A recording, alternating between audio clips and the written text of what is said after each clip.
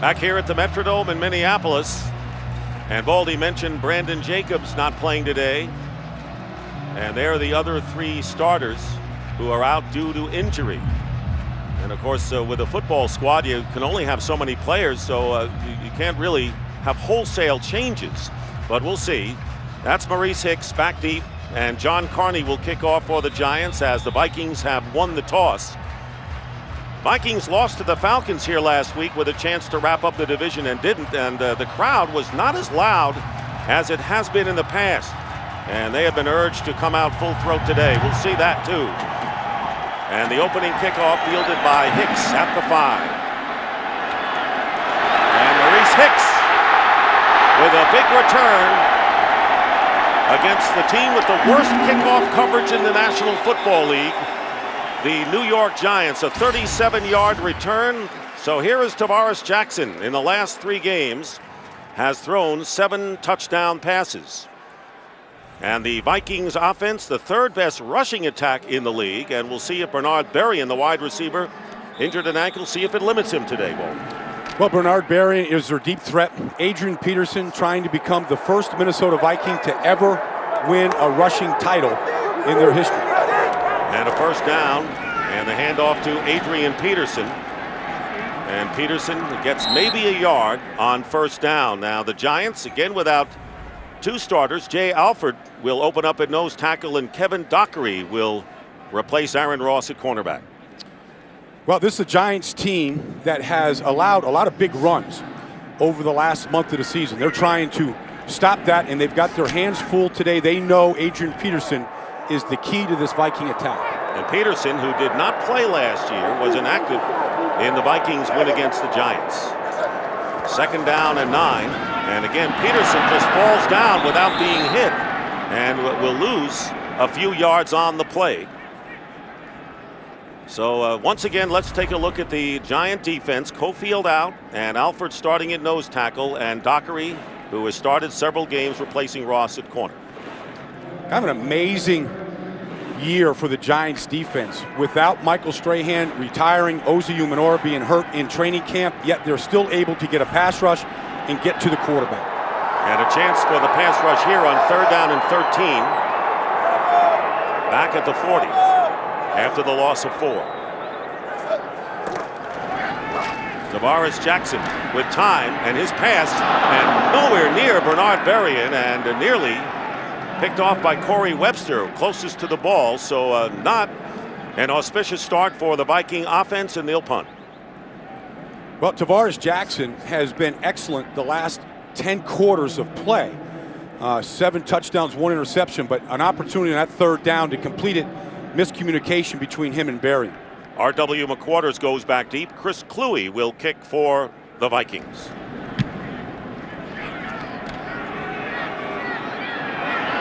McQuarters from the 11. And he trips and falls without being touched, and will be down at about the 20-yard line. So Eli Manning into the playoffs for the 4th straight year, and the only other quarterback is his brother during that span.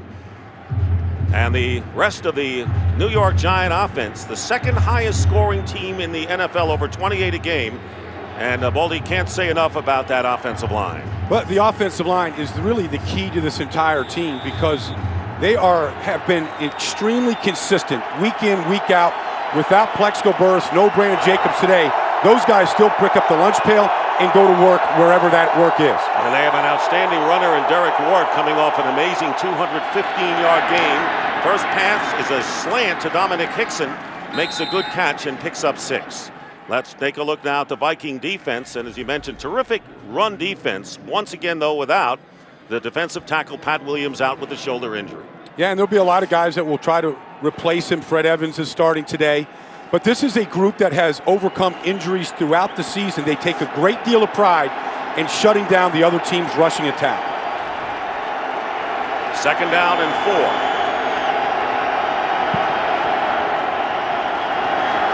Standing to throw, and out of the backfield is Madison Hitchcock. And the Giant fullback gets enough yardage for a first down out to the 33. Well, this is what we're up against here today. I mean, there is a 1,288-yard difference between how many yards the Giants have run for this year and how many yards the Vikings have surrendered against the run. So there is as great a disparity as there is in the league of two teams on the field. We'll see which one can establish what they want to do first. 7-yard gain and a first down to the 33. Manning hands off to Ward. Ward gets good yardage and will pick up another Giant first down at the 43, tackled by Darren Sharper after a pickup of 10. Well, the offensive line likes to get to work early in these games, and they get to work by running. This is a designed cutback. You can see the left guard on that play. Richie Cyber takes a step outside, comes back inside, gets him going to the right, and then cuts back to the left. Derek Ward came into the game needing 52 yards for a 1,000-yard season. The Giants would have 2, including Brandon Jacobs. And a first down at the 43, play action, and they go out on the flat to Hedgecock, his second catch of this game, out to the 47. Lieber on the stop and a pickup of 4. And one of the things the Vikings believe they can do today is to press these receivers. That's Cedric Griffin on Dominic Hickson, and on the other side, Antoine Winfield on Amani Toomer. They believe without Plexico Burress in their lineup that there's no deep threat, there's no go-to guy. So if they press the receivers, they believe it'll take an extra second for Eli to get an open receiver, an extra second for that line to get to the quarterback. But Eli really is impressed with Hickson, can do some things he said that Burress cannot do. It is a second down and 6 at the 47, and there is Manning getting the rush, and down he goes back at the 42-yard line, and Ben Lieber picking up the sack for Minnesota, and a loss of 5. This is exactly what the Vikings thought. With pressing these receivers out here, it would take them an extra second to get open. That extra second allows the Viking pass rush to get to Eli Manning. There it is. I mean, there's Hickson right there fighting off Cedric Griffin. Chad Greenway outside on him. And this is all part of their game plan, and something I think the Giants are going to have to face as they get ready for the postseason with no Plexico Burress. Vikings 4th in the league in sacks with 1 game to go. 3rd down and 11. And the Vikings will call a timeout, the first timeout of the game. No score. The Giants now with a 3rd down and 11. Vikings calling a timeout. No question this crowd is louder this week than they were last week. Benny Sapp is a 5th defensive back. Steve Smith is in the game, number 12 at wide receiver. And Eli Manning getting time, and he is going deep to Hickson. And thrown out of bounds, incomplete, 4th down, and the Giants will have to punt. Well, Hickson is their deep ball threat, and they haven't really had a great deal of success getting it down there, but Hickson got behind Cedric Griffin right there, and Eli just overthrew him. First incompletion thrown by Eli Manning after hitting his first 3. So Jeff Fiegels, playing in his 336 consecutive games, will be kicking to Bernard Berrien.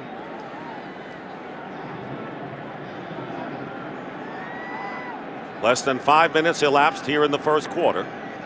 Viking victory clinches the NFC North title. And Berrien will let it bounce. Bounces inside the 10, and it is down inside the 5-yard line by Kevin Dockery. No score between the Giants and the Vikings, and the Vikings will start from the 4-yard line. Jeff Fiegels with the 54-yard punt, showing why he's headed to the Pro Bowl for the 2nd time in his career. Ageless one. First down, Tavares Jackson. The 2nd possession of the game for Minnesota offensively.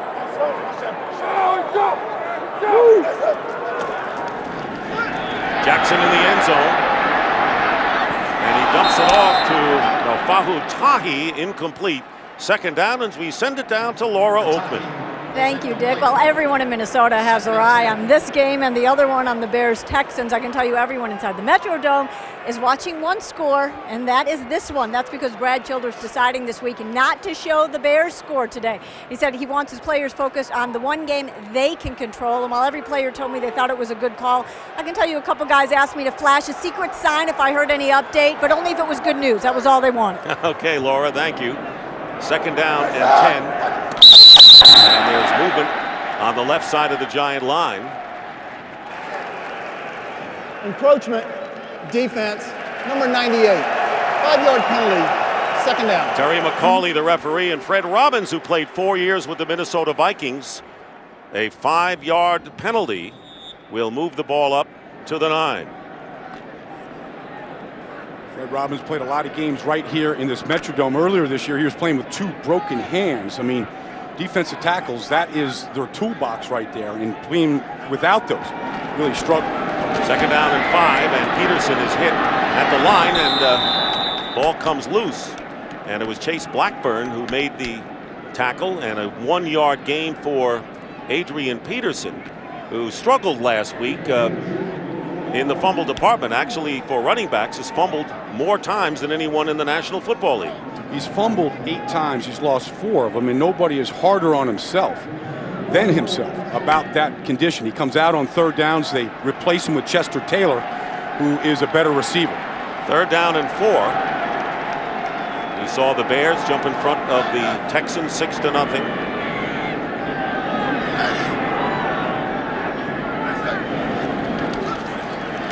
Tavares Jackson's pass, and it is caught by Visanthe Shanko, coming off a career game. And the former Giant, having a career year, gets 6 yards and a first down for Minnesota. Well, Tavares Jackson and Visanthe Shanko are quickly becoming a good combination. And when Brad Childress decided to sign Visanthe Shanko last year to a free agent contract, a very expensive contract, people scratched their head. They said, this is a guy that was just a blocker. He wasn't a receiver, yet 7 touchdown catches this year. And now out wide, looking for a good matchup here. Look for Shanko to go against Kevin Dockery in this play. First down on the 16. Yeah, he's showing he can catch the ball as well, Baldy. Handoff is to Peterson. And Peterson drives the ball out to the 20-yard line. Blackburn and Alford making the play.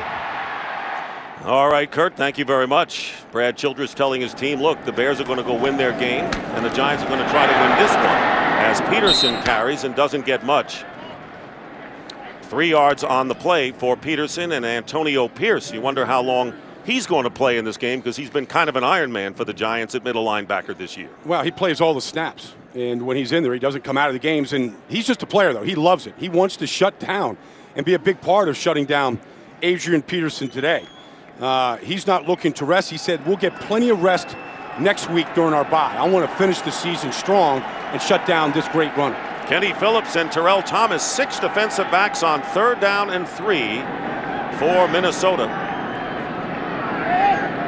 On the 23, and there you see the Giants dropping back, Butler in particular, and being chased is Tavares Jackson, and throws cross field, and it's caught by Bobby Wade, and Wade, with the reception in the middle of the field, gets a first down, shy of the 40-yard line, 16 yards, another first down. Well, here's the empty part of the field that we showed before the snap. That's where Bobby Wade is going to end up. But this is the decision-making that Tavares has done over the last 11 quarters now. Gets outside the pocket, has his head up, very calm, surveying the field and finding the open player. Bobby Wade leading the Vikings receivers. And a first down at the 39 of Minnesota.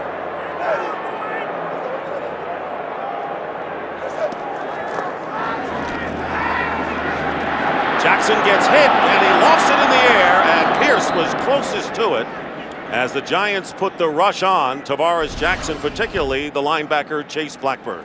Well, the Giants are doing a lot before the snap to try to confuse Tavares Jackson. They bring Chase Blackburn that time. He should have been picked up by one of the backs, either Tahi or Peterson. They both missed him. Tavares Jackson should have had time to step into this throw. The Giants have 40 sacks of their own this year. Second down and 10. Now Chester Taylor in the backfield gets the inside handoff from Jackson, and he kind of sloughs off one would-be tackler and picks up 4 yards on the play. The Giants' defensive line have not gotten great pressure on the quarterback just by themselves. They're rotating here. They'll bring some of their pass rushers in this situation now, but they've had to blitz and pressure in order to get to the quarterback more than they would like. Third down and 6, and once again, Thomas, the rookie, and Phillips, also a first-year player, into the game. Vikings on their own 43. Remember, they started at the 4-yard line. Here's Tavares Jackson, and no one picks up Michael Johnson, and down he goes. They're going to mark it at the 30-yard line. Coming in untouched was the free safety, Michael Johnson. Well, Johnson comes because Adrian Peterson takes Justin Tuck. So Johnson comes free. They're doing a lot at the line of scrimmage to confuse the protection schemes. And again, Johnson coming untouched, Steve Hutchinson blocking air there. And so they're beating their protection with scheme right now on a couple of these plays. Loss of 13 yards, so Chris Kluwe back to kick. R.W. McQuarters again goes back deep. At least the Vikings got out of real trouble inside their 5. Here is McQuarters, and he is going to be down. Terrific coverage by the Vikings. Back in Minneapolis, no score, and one of the Giants out with injury is Brandon Jacobs, and his 15 touchdowns, and an amazing year for him. And this is a power running football team, and he's the best power running football player in this league, and he gives this team the identity that they really need in order to make a run for a second straight Super Bowl. One wide receiver, the handoff is to Derek Ward, and Ward trying to jump outside. Gets good yardage as he crosses the 20-yard line. Griffin makes the stop after a pickup of 6. You know, Derek Ward came off that game Sunday night where he ran for 215 yards. 150 of it came basically in the fourth quarter and overtime, and so much of those yards he gets is because of what Brandon Jacobs does early in the game.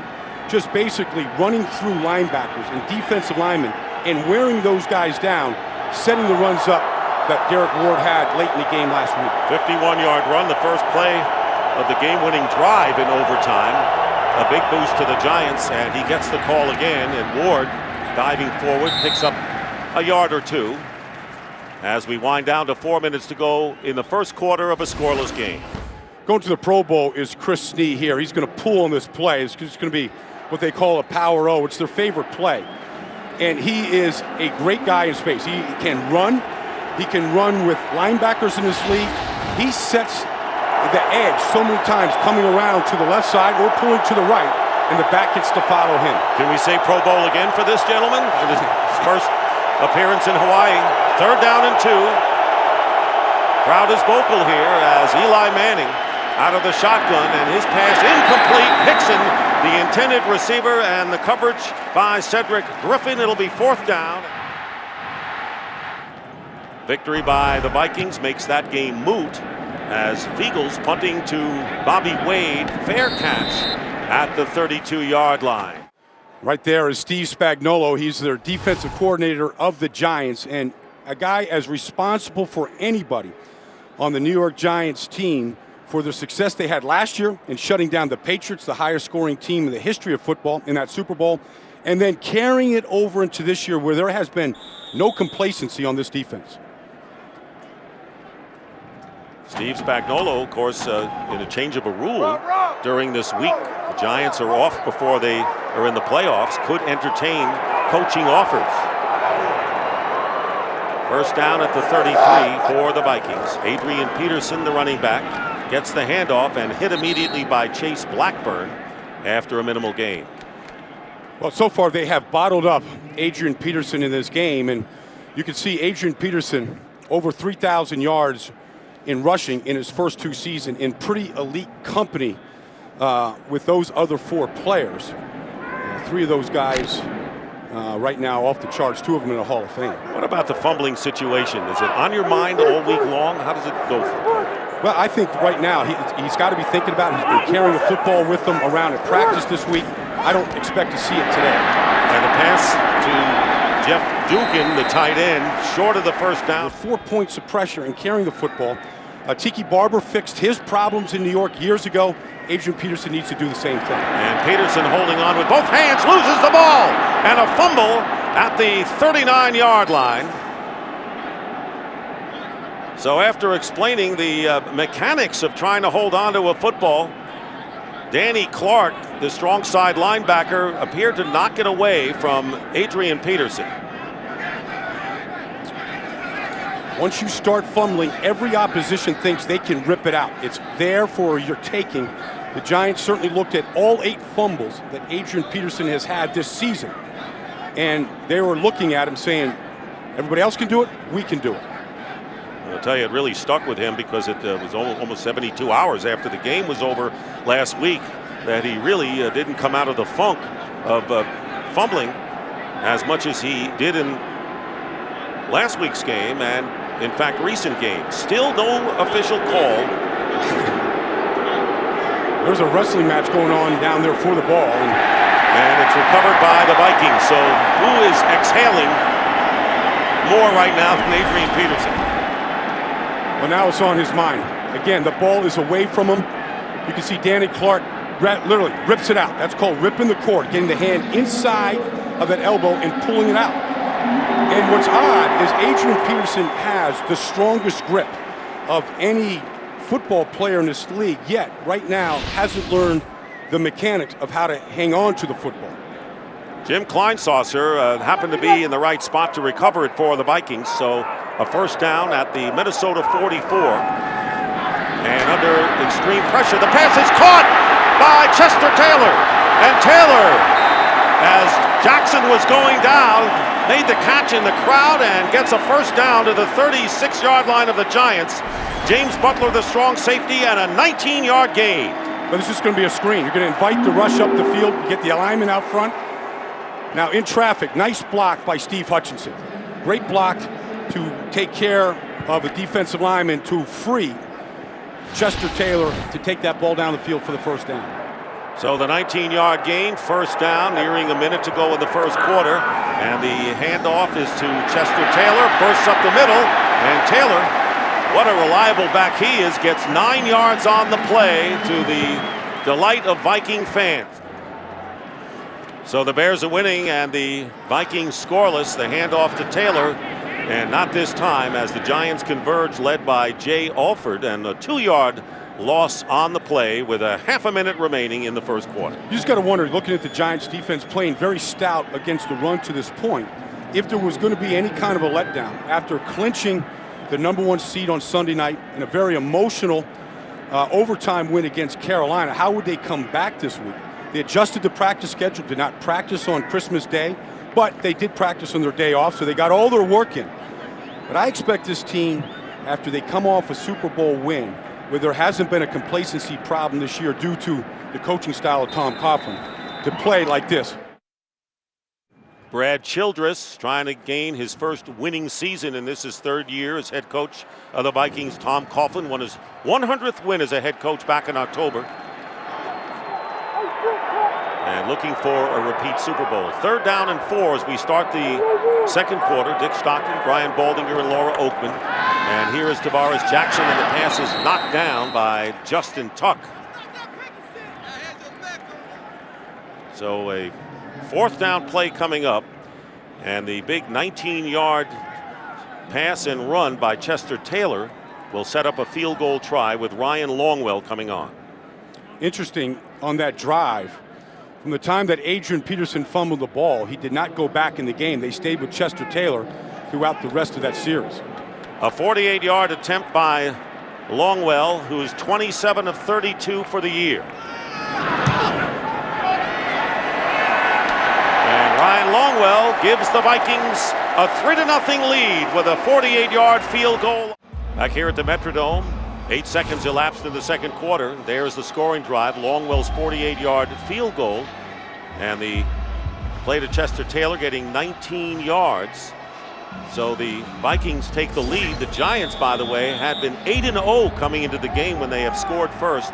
They didn't hear, and Ahmad Bradshaw back, and Longwell will be kicking off. Taylor, by the way, 29 of the 55 yards in the game for the Vikings, so he has been the workhorse. Peterson has been on the bench, might have been shaken up. Bradshaw on the return, and he dives forward. The Vikings lead the Giants 3-0, and the Giants will start from the 25. They have passed 6 times, run 3, and there's been 1 sack of Eli Manning. He'll give this one to Derek Ward, trying to go outside and tripped up after a gain of about 4 yards. Let's take a look at the first quarter numbers, Baldy.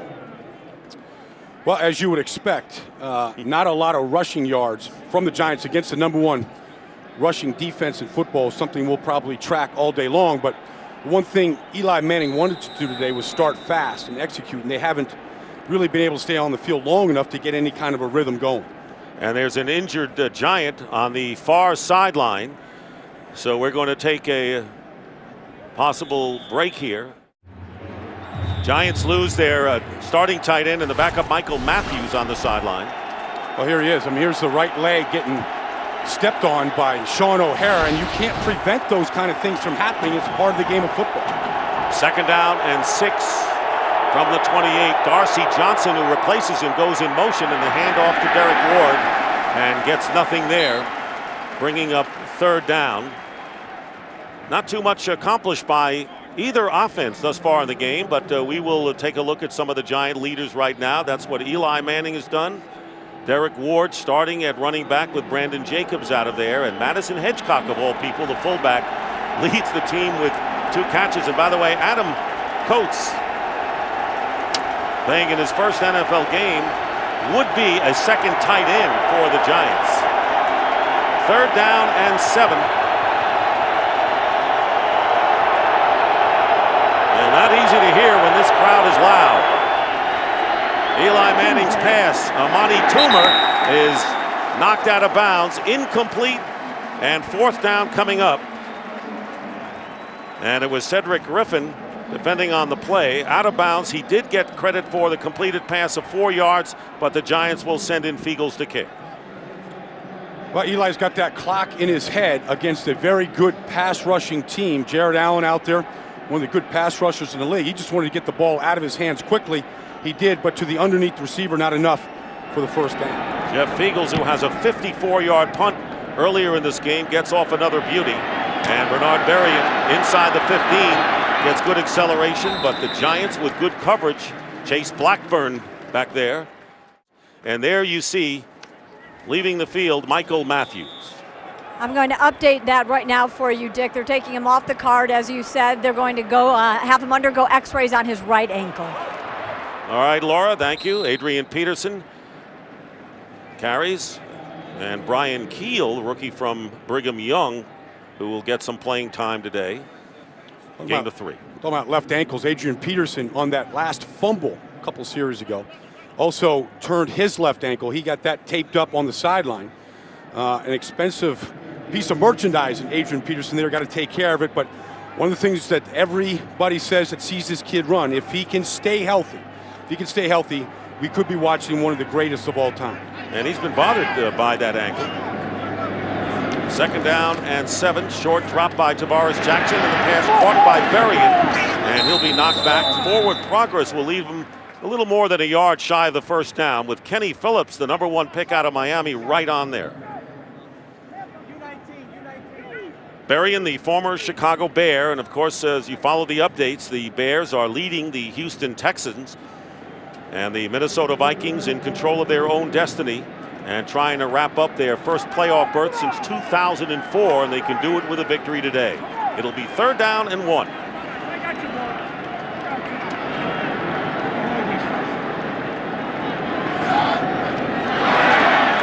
Penalty flag is down, and here is Peterson breaking one, and they won't catch him. Taped ankle and all. Touchdown. And a flag back at the 40.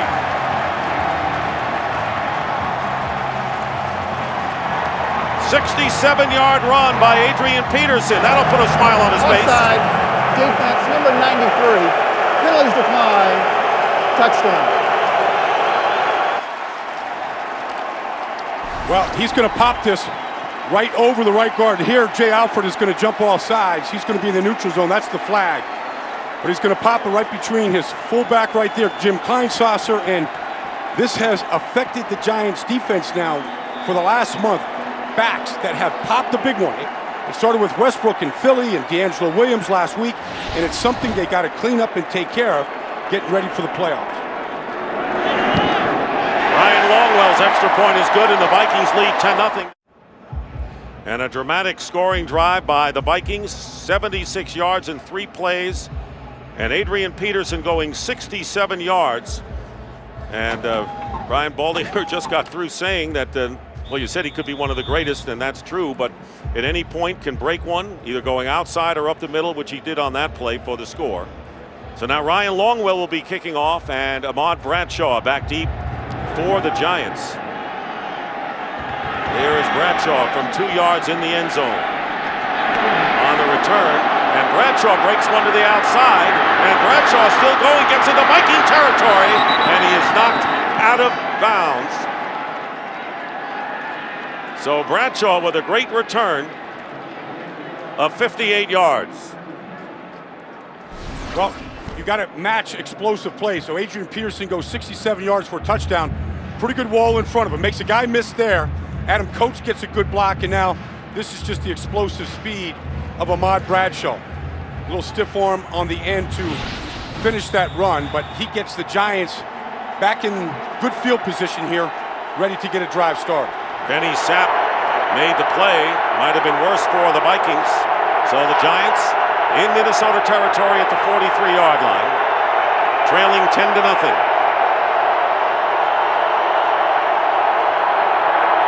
And the handoff is to Derek Ward, and Ward with a good run and should have a first down. So all of a sudden, spectacular plays. Bradshaw's return. What about Adrian Peterson here? Well, they get some movement at the line of scrimmage here, but this is what fears. This is the fear of every defensive player and coordinator in the league, is this guy can break one at any time. Now he's looking up at the scoreboard here to see if anybody is in distance of catching him, but people don't catch Adrian Peterson in this league when he gets that kind of a head of steam. First down for the Giants on the Viking 33.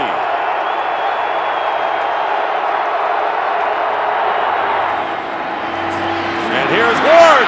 Derek Ward. Flag goes down, and Ward is into the end zone. And let's see what the penalty is all about. Terry McCauley. It would be a 33-yard touchdown run pending the call. And it doesn't look good for the Giants, judging by Tom Coughlin's reaction.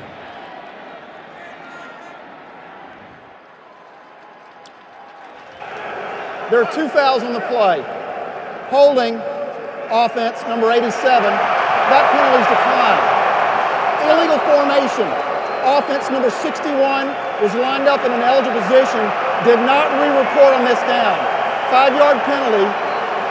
First down. Well, the Adam Coates, 61. Well, here's the play by Dominic Hickson against Cedric Griffin. They said it was a hold on the outside. That's where they missed Plexico Burress on plays just like that. His size that can do that. And here's Adam Coates. He's the tight end. When you're an offensive lineman playing tight end, you have to report to the umpire every play that you're eligible. He didn't report, and that's why the flag was there. And Baldy, Adam Coates in his first NFL game in 2 years, he was inactive for 31 games. Here is the short slant to Derek Ward, and Ward is tackled. And so all of a sudden, after a very quiet game with not many spectacular plays early on, all of a sudden we get a flurry. Yeah, a game broke out, and explosive plays broke out. And it started with Adrian Peterson on that short yardage run. That happens a lot, Tim. 3rd and 1, everybody's compressed up at the line of scrimmage. And if you can get a crease there, sometimes you're into the secondary and there's nobody there. I think we saw it with the Ravens against the Cowboys, didn't we? We saw it last week a bunch of times. We saw it with the Giants in overtime against Carolina. We saw it Saturday night with the Ravens against the Cowboys. We saw it twice there. Here is Manning going to Hickson. And incomplete. Hickson was out of bounds at the time, covered by Griffin. So it'll be 3rd down. You know, Dominic Hickson is taking over for Plexico Burress, the ex-receiver. And they couldn't be any more contrast in styles. Dominic Hickson is a stick. I mean, he is just a piece of wire. He's 180 pounds, 5'11", with Plexico was this huge power forward at wide receiver. He just doesn't have the same stature outside that Plexico once had for Eli.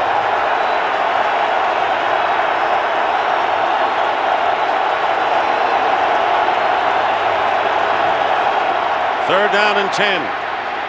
Manning flush from the pocket and trying to get the ball to Amani Toomer, short with the throw. 4th down coming up. So the Vikings do a pretty good job after Ahmad Bradshaw's.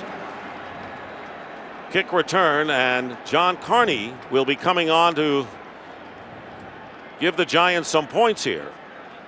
So Manning now, and the Giants 0 for 4 on third down conversions.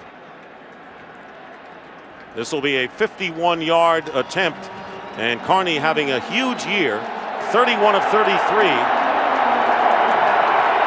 tied for second in the league in points.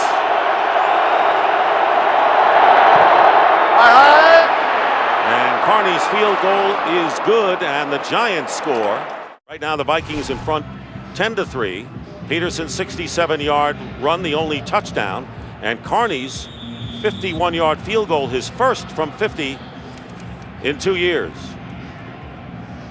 He'll be kicking off, and Maurice Hicks is back deep for Minnesota. Short kick to the 3-yard line, and Hicks down the far sideline, and a good return by Maurice Hicks will bring it out just short of the 40. We'll see where they spot it. Danny Ware making the tackle. And coming up next, Cowboys and Eagles, and Dallas can clinch a playoff berth with a win in Philadelphia.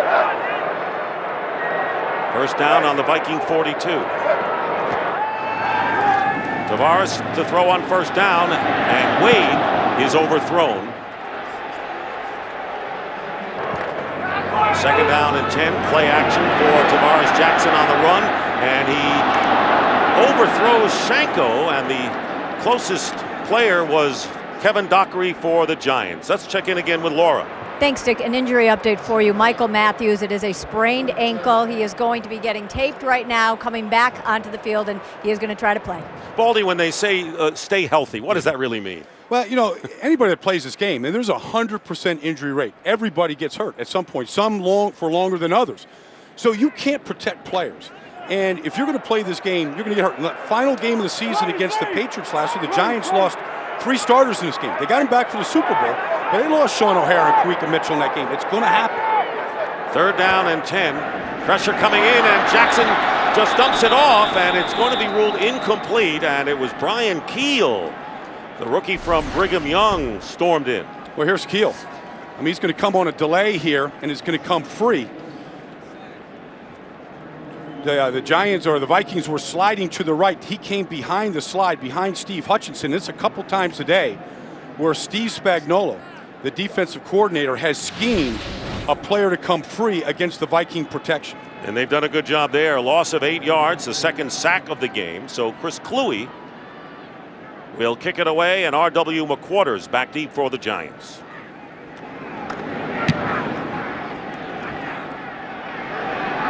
McQuarters looking to run this back from the 11.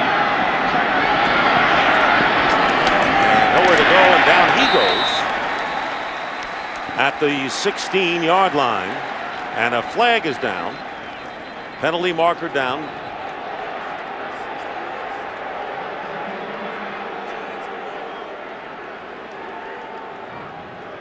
James Butler is the gunner for the Giants going down the right sideline. He ended up in the middle of the Vikings sideline, and all their players. Be interesting to see who they flag on the play. After the play, personal foul, unnecessary roughness.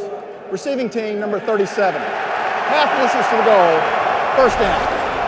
And that was James Butler right here. Well, there's Butler, and he's driving him. I don't know if he even knew where he was. His head was buried right into the chest on that play of Frampton. Number 61 is an eligible receiver. 61 eligible. Well, this time Adam Coates does report as an eligible player. The ball will be at the 9.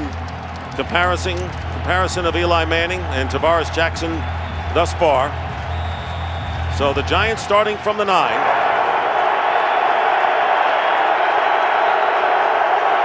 Giants, by the way, have won the last 3 games that they have played here at the Metrodome. Manning has his pass knocked in the air by Ray Edwards, incomplete.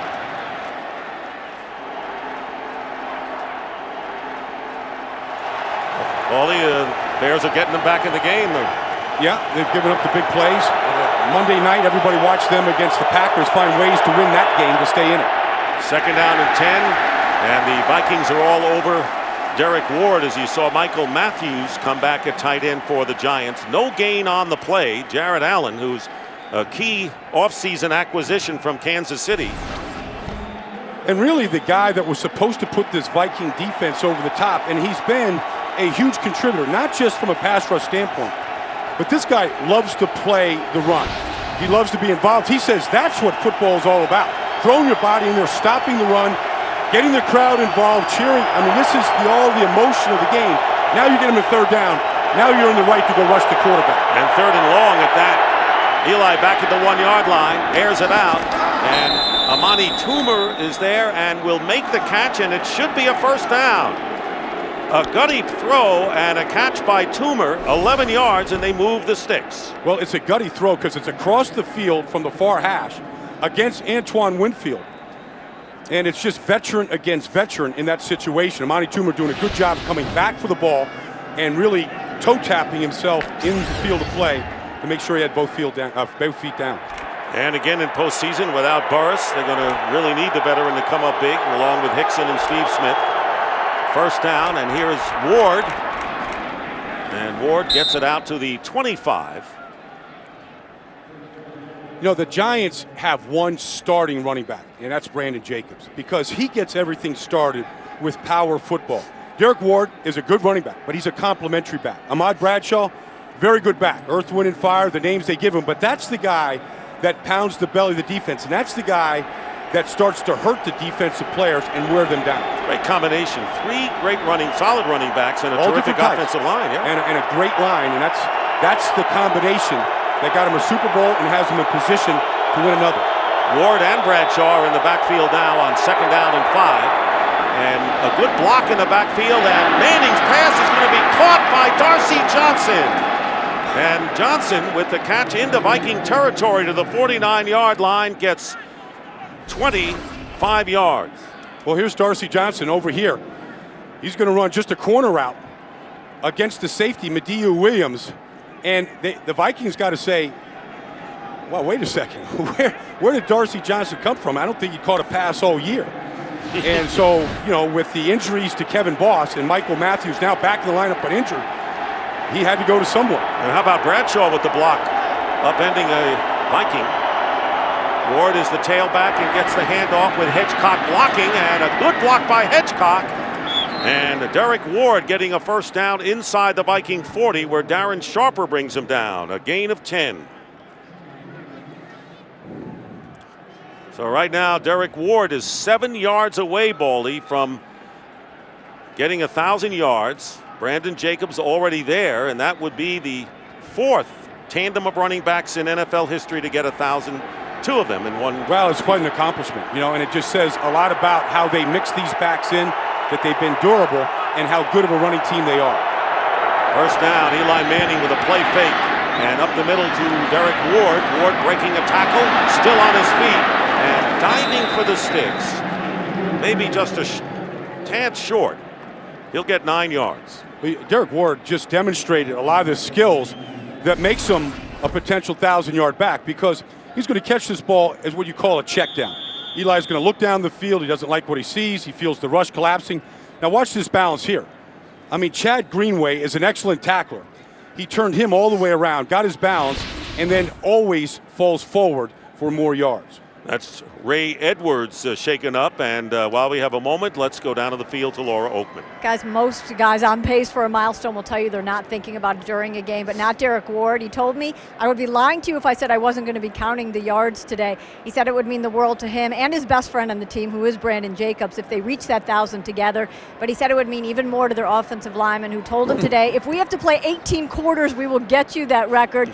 Also, guys, he told me when and if he gets it, the ball will go to them. He said easy decision. They deserve it the most. Yeah, that's a good story, and I guess if he comes off the field, Brandon Jacobs will towel his head off as well. It's like the pit crew over there. I mean, he's taking care of his guys, and that's really what they are. They are a tight unit. The offensive line is, along with the quarterback, they are a very cohesive group.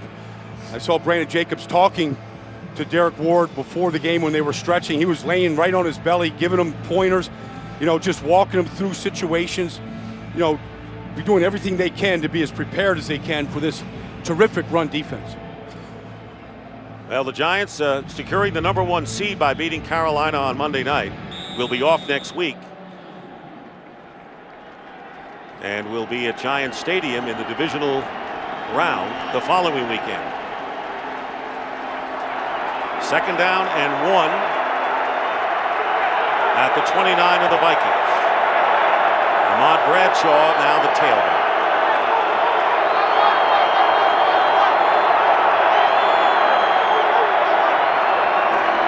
And it's Bradshaw, 1st down. Bradshaw getting to the 26. No, we're talking to Eli Manning last night, and we were saying about his offensive line, how cohesive they are. It's basically 4 years that they've been together. And he said, you know, we've been through it all, and we can make adjustments in a game that a lot of teams can't make. Things that we don't even practice. We have a great recall button. We can fix things on the sideline. We can tweak things. We can go to things that we haven't had in game plans for weeks if we need to. And that's been a huge advantage, and one of the reasons why he's protected and having such a good season. And as he grown as a quarterback, I mean, he has had his problems, struggled against the Vikings the last 2 times he's played them.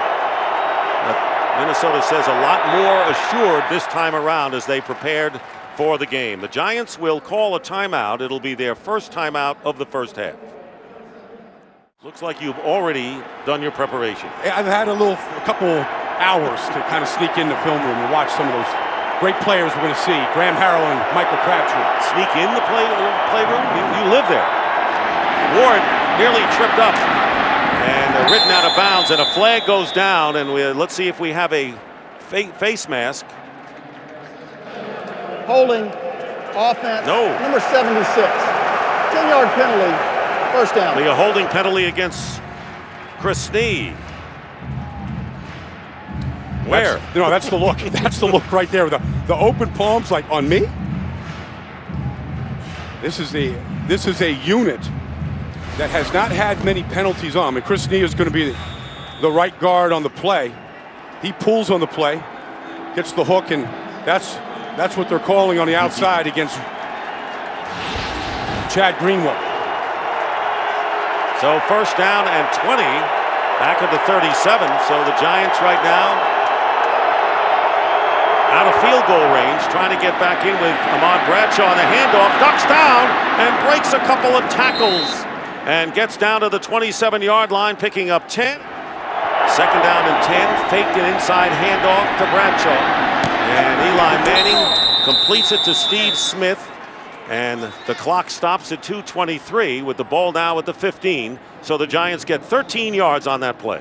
It's a good play action fake here. I mean, you put the ball in the belly of Ahmad Bradshaw here, get everybody to bite. Now Eli gets outside the pocket because of the seal by Darcy Johnson. Now he buys himself a little time. It's a good throw on the run with Steve Smith coming back and going up against Antoine Winfield. That's a good corner to go against to get a pass. And Baldy, of course, at the outset you said Eli Manning, and from all indications will play the first half, and David Carr the second half, and so the Giants looking to get perhaps a tying touchdown before intermission here. 2 minutes remaining in the first half. And the Giants with a 1st down on the 14 of the Vikings, trailing by a touchdown.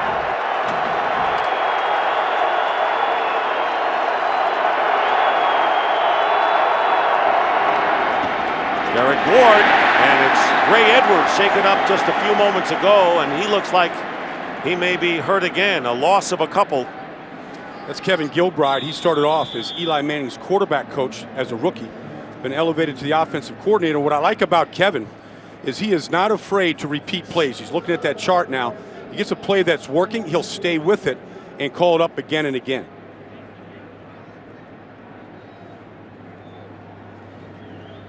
So Ray Edwards is down, and this will be a timeout that the Vikings have to take, and it's their 2nd timeout, leaving them with only 1.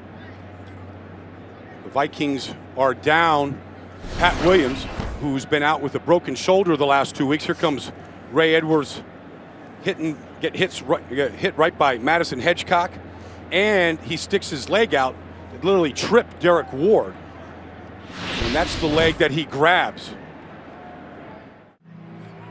In the waning seconds in Houston, the Texans lead the Bears 14-10. Once again, the scenario, Vikings win the NFC North with a win today or a Bears loss against Houston. Right now, the Vikings are in front 10-3. And Brian Robinson, number 96, has gone in to replace the injured Ray Evans up front. And the Giants, with the 12th play of their drive upcoming right here. Second down and 13.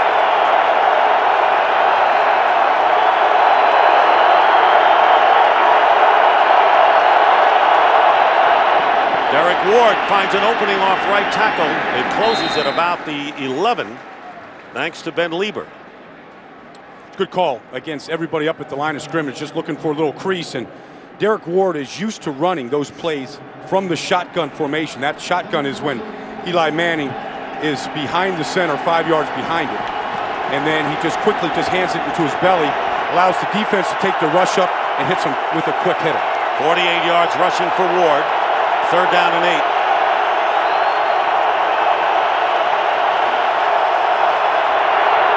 And Manning firing over the head of Dominic Hickson. That used to be Plexico Burress' play. And that's what Eli was telling us last night, that whenever he would get this situation, especially against a guy, Antoine Winfield, who's 5'9", he could just throw it up and let Plexico get it. They're going to lose that here for the rest of the season. And so he's got to be more accurate, more pinpoint with his throw to Dominic Hickson. You're right, the favorite pattern for Burress. So John Carney will attempt a 30-yard field goal. The Giants don't get the touchdown to tie it up before intermission at this point. And so Carney will try to make it a 4-point game. And the kick is successful, so the Viking lead now is 10-6 with 1:03 remaining in the half. Once again, coming up on the Visa Halftime Report, Kurt, Terry, Howie, Michael, and Jimmy will have scores and highlights from around the league. And the Fox Sports ticker has up to the second scores and stats. And of course, Baldy, Brad Childress doesn't care if they don't win this game and the Bears lose and they get in. They want to get in, but every team is looking to finish on a high going into postseason. No question about it. And, you want to have some kind of momentum, some kind of good feeling. And the Giants, a good, solid team, very fundamental, very sound. You want to have a win against a team like that going into the playoffs. On the other hand, the Giants, this is the 10th team in a row that they've played with a winning record. I mean, they feel like they have been battle-tested. And Antonio Pierce told us last night that losing those 2 games against the Giants and the Cowboys, maybe they were good things for us. Because then we put it together against a good team in Carolina, got a little swagger back, got some confidence back, getting ready for the postseason. How about those 6 wins in a row that the Giants had at Pittsburgh, Dallas, at Philadelphia, Baltimore, at Arizona, and at Washington? All those teams were strong contenders at the time. No question about it, and all different types of teams. I mean, Arizona, passing team. Baltimore, very strong defensively, good running team. Pittsburgh, best defensive team in the league. So they've seen the best of this league down the stretch here this season. And we wonder whether we've seen the last of Eli Manning in this game. And a short kick by Carney, and it's fielded by Jim Kleinsaucer. And with exactly 1 minute remaining in the first half, veteran Jim Kleinsaucer has been around forever, it seems. The Vikings will start from the 33. See, if I'm a Viking fan right now, and we saw a few there, I've got to be aggressive in this situation right now. I mean, you've got good field position, you have explosive players. You've got to trust your quarterback that he's going to take care of the ball, make the right reads. But I wouldn't feel comfortable with the 10-6 lead at home with the playoffs looming and a chance to win the division outright here with the win. First down at the 33. Vikings have only 1 timeout remaining. And here's Adrian Peterson. And down he goes, and a good play by Ryan Keel right at the handoff, and a loss of a yard. Now, the fans don't like it, but that is an explosive player in Adrian Peterson. But timeout called by the Giants. So Adrian Peterson, of course, in the conversation for most valuable player this season. If they win this division outright, they win today and they go to 10-6, they go to the playoffs, you have to look at what he means to this team and what he does week in, week out to help them win the division. Chester Taylor alongside Tavares Jackson on second down and 11. Jackson with time, up the middle, complete to Bobby Wade, and Wade is down in Giant territory at the 48-yard line, picking up 20. And a timeout called by the Vikings, and that will be their third and final timeout. Interesting talking to Tavares Jackson just yesterday, Dick, and seeing him last week in a game that we did against the Atlanta Falcons, and he said he sees the field really well. He always has.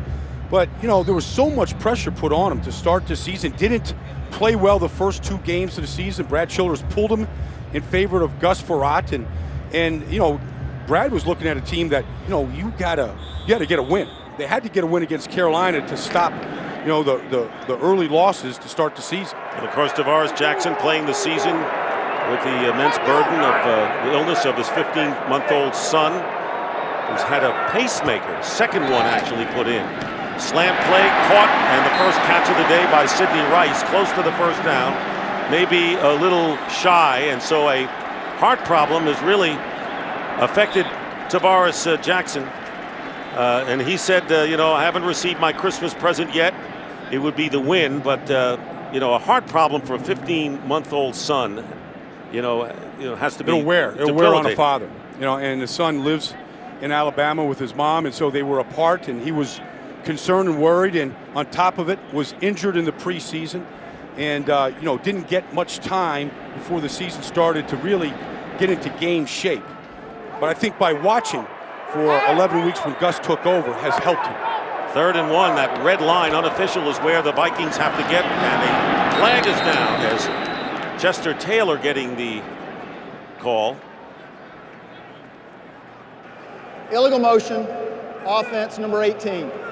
5-yard penalty, 3rd down. So a 5-yard penalty. Sidney Rice will set the Vikings back with 31 seconds and no timeouts left for Minnesota. Well, inexcusable for Sidney Rice to be moving at the snap in that situation there where they need a yard to get a fresh set of downs. They would go up and kill it, clock it, stop the clock, and have 3 downs to move the football. Now they're in a different situation here.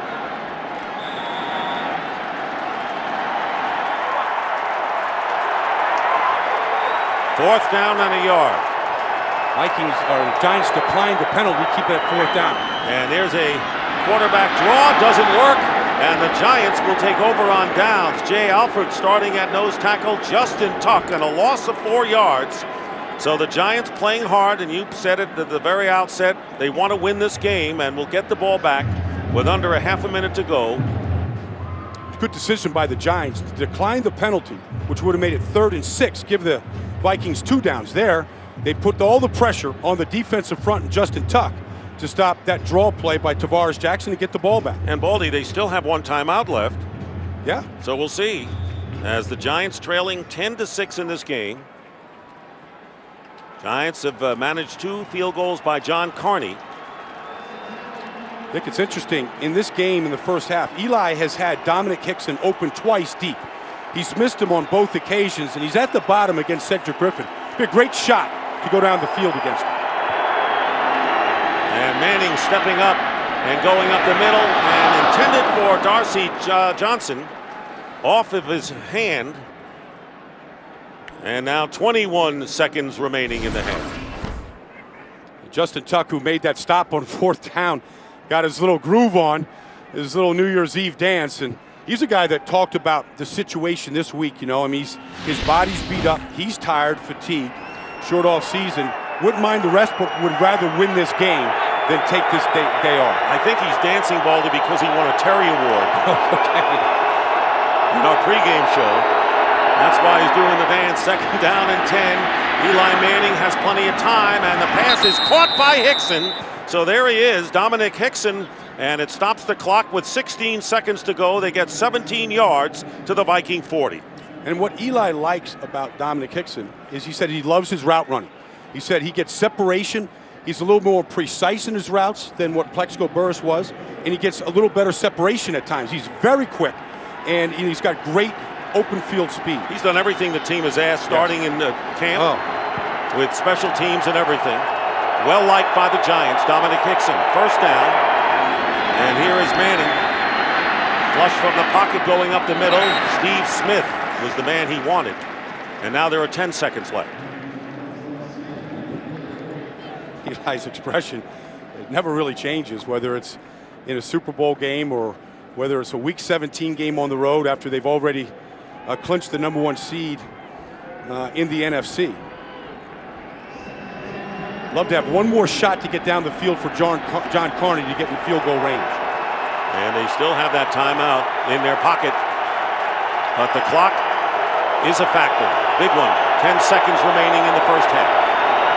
Ball is at the 40. First down. Manning finally finds a receiver, and it is Dominic Hickson, and it'll be a first down, stopping the clock. 4 seconds to go. This reminds you of that last drive of the Super Bowl, getting close. They're at the 25. That's how long this takes. This is about a 5-second route by Hickson. And he does a good job coming back to the ball, squeezing it in, looking into his hands, and accomplishing what Eli wanted to do with a minute to go in that drive. That's absolutely right, Baldy. John Carney will attempt his 3rd field goal, and the Giants see if they're going to review that play, and it is a booth review because it is inside 2 minutes to go in the half. Whether they have control, did Hickson have control as well as both feet in bounds? Well, here's the route again against Cedric Griffin. This is all from upstairs, not by the referees on the field. Got the hand. Oh yeah, I think he's got that ball. It's not moving in his hands. Looks like he did a good job of just squeezing it, not allowing it to move for them to give him any reason to review it.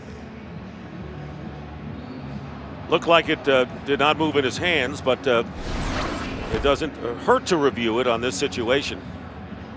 Looks it in. And we're looking at the possession. After review, the receiver had complete control of the football with 2 feet down. The ruling on the field stands. It is a catch. First down. See, he just turned it over in his hands, but never lost control. So Carney is on to try a field goal. Really, I think Hickson going out of his way to show that he has control, kind of putting it up and putting it in front of the side judge there. 17-yard play, and now Carney will try from 42 yards. Has already hit one from 51. Looking to bring the Giants to within a point. And John Carney's field goal is good, and time runs out. So 3 Carney field goals brings the Giants to within 1 point. And we're preparing for the start of the 3rd quarter with the Vikings leading the Giants by 1, 10-9. And the first half statistics, 2 good running teams. We know about the defenses, Baldy, but they both rushed pretty well. Well, the big run, of course, was by Adrian Peterson, his longest run of the year on a short yardage situation. 3rd and 1 play, he popped one for 67 yards, and that's what most of the yards came from. David Carr getting set to come in, as was the plan by Tom Coughlin. He has seen precious little action this year. Back deep, Ahmad Bradshaw and Danny Ware. Ryan Longwell will kick off to get this 3rd quarter underway. And a booming kick into the end zone, and the Giants will take it out at the 20-yard line. So despite the fact that the Giants are losing 10-9, they look professional out there. They look like a team that is playing this game, want to win, but they're ready for the postseason, I think. Yeah, you know, I mean, and you got to look at what this week has been like. An emotional win on Sunday night in overtime against Carolina. You think maybe a hangover effect here. You know, all the people that said, oh, there's nothing to play for.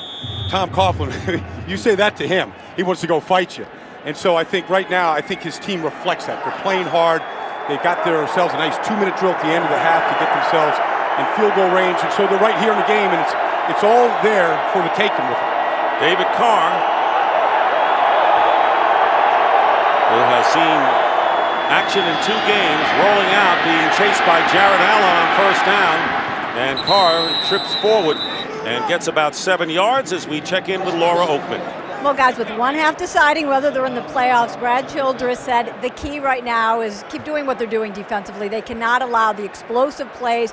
The Giants are moving the ball, but they got to make sure they keep doing what they're doing in terms of not letting them in the end zone. And I know this game doesn't mean anything for the Giants, but somebody should tell Tom Coughlin that. I got just as much intensity. He said offensively, they're moving the ball. They've got to punch it in. I asked him who will be punching it in. I got a lot of information, which means nothing. I'm learning about David Carr as you guys are when he came out here. All right, Laura, 2nd down and 3, and here's Derek Ward, and he'll have the 1st down. I don't think the Giants want to go into postseason having lost 3 of their last 4 games, Baldy, despite the win over Carolina. So I think to say, we talked to Tom Coughlin, to mean nothing, no game ever means nothing to him. I mean, he was very poignant. He said, look, you only get better by playing games. I mean, right now in practice, they don't practice with pads on. It's all mental reps and speed and all that kind of stuff. As Derek Ward helps this tandem go over 1,000 yards, 2,000-yard rushes for only the 4th time in NFL history. So he got his 52 yards plus 1, 1st down. At the 32 for the Giants. Carr handing off to Ward. Ward breaking it off the right side and picks up about 5 yards. And so what does this mean for Ward to do this? In a 14-game season, Mercury Morris, Larry Zonka did it for the Dolphins. Franco Harris and Rocky Bleier for the Steelers. In a 16-game season, Kevin Mack and Ernest Biner for the Browns, and Warwick Dunn and the quarterback, Michael Vick. And now joining this parade, although they're only the 3rd running back tandem ever to do this. Yeah, it's quite an accomplishment, and it really defines who the Giants are. Just a very solid power running football team, the best in our league. 2nd down and 4. Derek Ward gets the 1st down, still on his feet, and dives into Minnesota territory.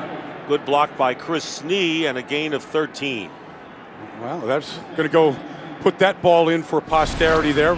Derek Ward going over 1,000. Here's some more yards. Going to go right underneath the defensive end here, Brian Robinson. Just ducks right underneath him. Position to make that call, runs right through him. And we saw runs like this Sunday night against Carolina, and they just started adding up one big run after another.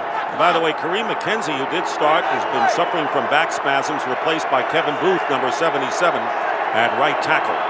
Now Ahmad Bradshaw is the tailback on 1st down, and the play is blown dead. A false start.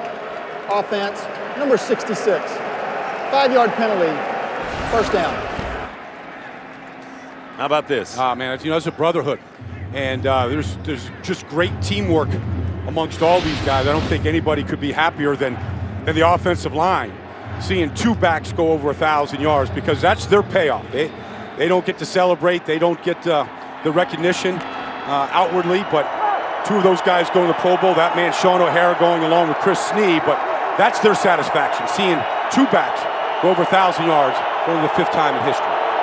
1st down and 15 following the penalty, and here's Bradshaw on the handoff, trying to find running room, but he is upended. And Antoine Winfield coming up to make the play, gain of 1. 2nd down and 14, and here is Ward.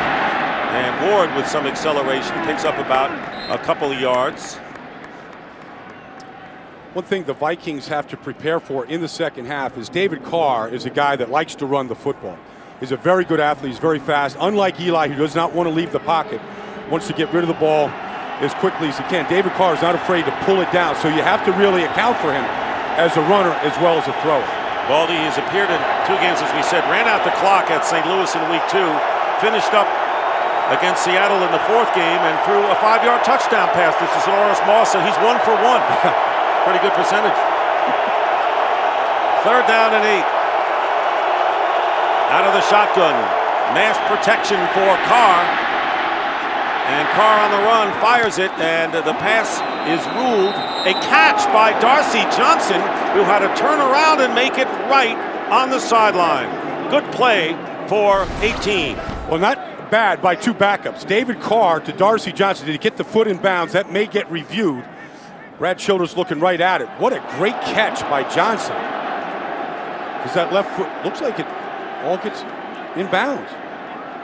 Brad Childress, a chance to review it, has not thrown the red flag, thinking about it.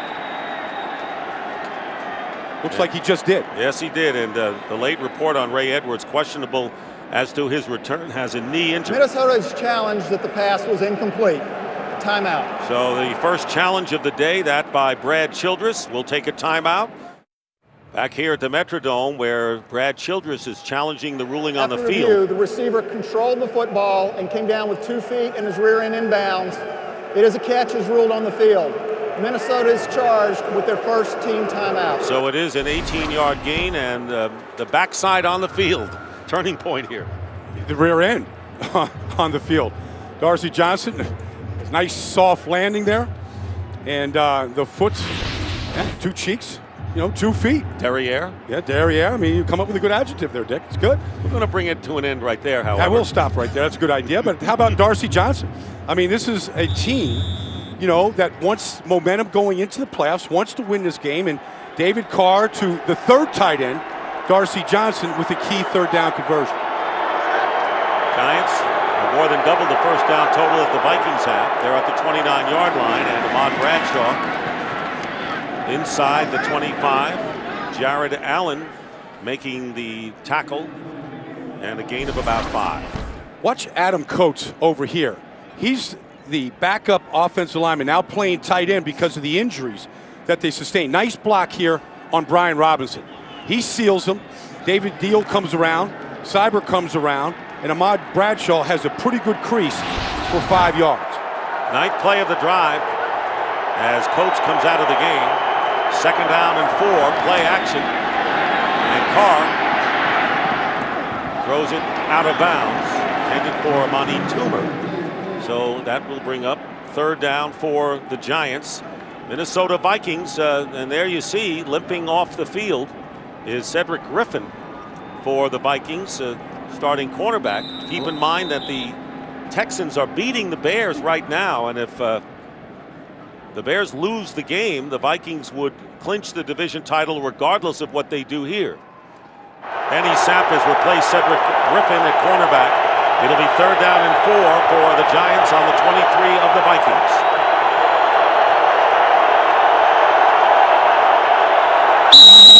And now a timeout called by David Carr. Back at the Metrodome following a Giant timeout. Giants have a 3rd down and 4 on the 23 of the Vikings, and Cedric Griffin, and my partner said, I think he has a cramp, and you're right, he came back after 1 play. So Griffin is back at cornerback. 3rd down and 4. And the last score, of course, we told you the Texans lead cut to 21-17 over the Bears. David Carr in relief of Eli Manning, and going deep for Hickson. He's got it. Touchdown, Giants. Dominic Hickson on the receiving end, and the Giants score their first touchdown of the game, a 23-yard strike from David Carr. Boy, what a great throw by Carr, but even a better route by Hickson. There's Antoine Winfield going to try to press Hickson, never gets his hands off him. That's the quickness of Hickson to be able to escape Antoine Winfield, not allow him to get his hands on him or slow him down, and really just skate right by him. How great is Carr? 2 touchdown passes, and he's seen brief action in 3 games. Where they've been hiding him? Well, they have a guy named Manning in front of him. Oh, okay. Yeah, forgot that. Hickson with his 2nd touchdown catch, the extra point by Carney, and the Giants lead. And Adrian Peterson anxious to get back to work, and we have 9:29 to go in the 3rd quarter.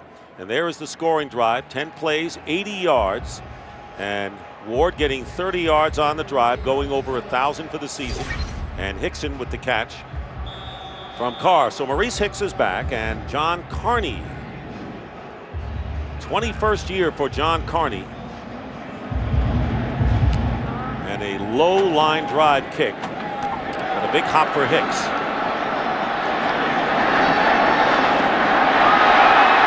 Good return by Maurice Hicks as he brings it out to the 38-yard line, and there is Adrian Peterson.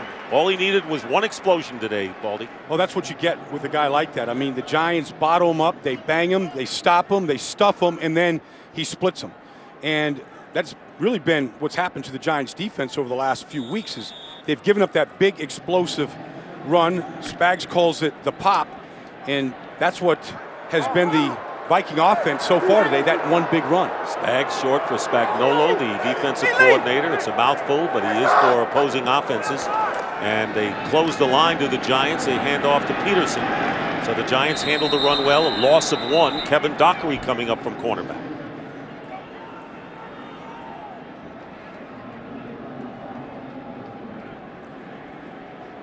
Adrian Peterson today has gained 77 yards on 10 carries, and the 67-yard touchdown, the big part of that.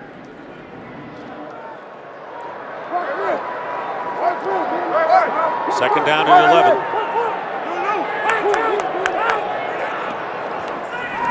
Coming up the middle against Tavares Jackson, and the pass is caught by Bobby Wade. The reliable receiver Bobby Wade out of the slot. And a first down to the Giant 41, picking up 21. He's off over here on the slot. Just going to get really right into the open zone. They were dropping the defensive end there, Justin Tuck, in a zone pressure type situation. He got behind it. Tavares Jackson, excellent job of reading it and seeing it and then delivering. And you mentioned coming into this game since taking over for Gus Frerotte, 7 touchdowns and no interceptions in his second time as the starter. And this pass is caught by Tahi, and Tahi is down at the 39. He'll only get 2. Well, this was a play-action pass designed to get the ball to Bernard Berry. He gets behind Corey Webster. As soon as the receiver throws his hand up like that, but really Tavares never looked down the field, but he had a shot. And when they want to take a shot, when they get a chance for a shot, that's the guy they go to. Second down and 8 for the Vikings. They're on the Giants 39.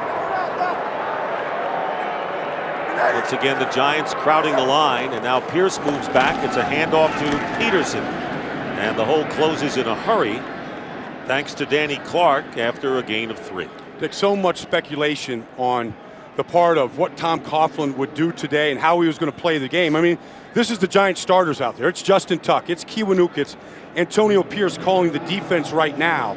I mean, he believes that you only get better by playing the games, and they're out there playing it, you know, and trying to win it. Reminiscent of last year, of course, when they went in there, different circumstances, frankly. They were the 5th seed, and they gave the Patriots all they could handle in the final regular season game and then beat them in the Super Bowl. Only one way to play if you play for Tom Coughlin. Third down and 5. Let's see what Tavares Jackson does. Has time and nearly picked off by Webster on the pass intended for Sidney Rice. Well, Webster had a chance there for a pick 6, interception, and a touchdown to follow it. Great coverage on the play, and Tavares Jackson really never saw him. Otherwise, he would not have thrown this pass. See, Webster's got Sidney Rice across the field, reads it, now he's going to undercut it. That ball went right through his mitts. So 4th down, and Chris Kluwe will be kicking. R.W. McQuarter standing at the 10. Trying to keep the ball in the field of play, and the ball bounces at the 5, and is it downed, or was the man in the end zone? They're going to rule it a touchback. You can't have any part of your body in the end zone. If the Bears were to lose the game, the Vikings would wrap up the NFC North title, regardless of what they do here. But that's a back and forth game as they're close to going into the 4th quarter.